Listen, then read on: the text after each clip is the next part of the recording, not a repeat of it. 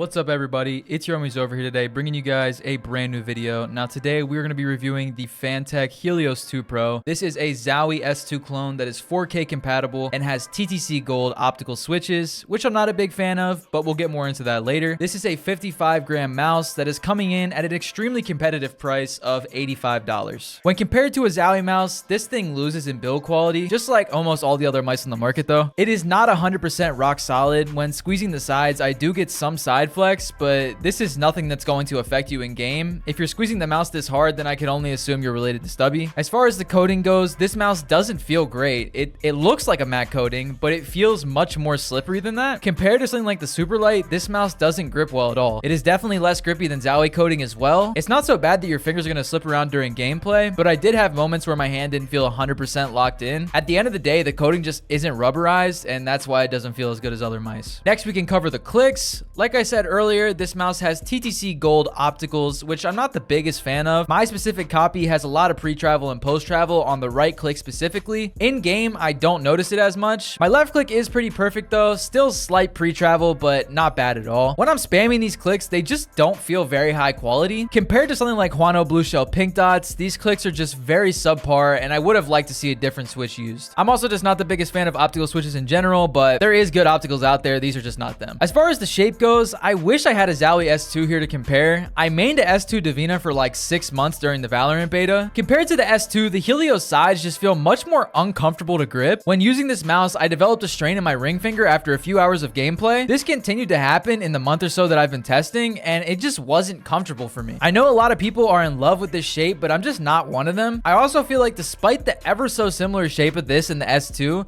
the mouse just doesn't lock into my palm like the S2 did. Maybe I'm tripping, but this hump just feels unnatural to me. As far as side buttons go, I play Valorant, so I really don't have much to say about them because I barely use them, but my back mouse button has an insane amount of post travel. So if you build with side buttons in Fortnite and want to try this mouse, hopefully the QC is better for you. The placement and the size of the side buttons was fine for me though. I have no complaints there. As far as the 4K goes with this mouse, I've had no issues, and it's funny because this is Boardzy's copy and I bought this off of him. He was having issues with the 4K, but I just wasn't. Maybe he made this video a long time ago and they did a firmware update since then, but the 4K has been absolutely fine for me. Overall though, the wireless implementation didn't feel as good as something like Logitech or G-Wolves. Low-key might be a hot take, but I think G-Wolves has the best 4K implementation besides maybe Razer. That shit is just too good. In conclusion, overall, this mouse is okay. It's not bad, but it's just definitely not great. For $85, I feel like you could have added a couple dollars and got a Lamzu mouse or an endgame gear mouse, and you could have been much happier, but it's not a bad price, I guess. If you're on a S2 right now, I don't think it's going to be worth it to switch for you. This mouse just felt kind of clunky in hand to me, and my aim was not as good as when I'm on something like my HTS Plus or the Superlight. Everything is just very mid about it, and my gaming experience was not phenomenal on this mouse. Hopefully this video gave you guys some insight. Just because I didn't have a great time with the mouse doesn't mean you won't. Thank you guys so much for watching, and I'll see y'all in the next video.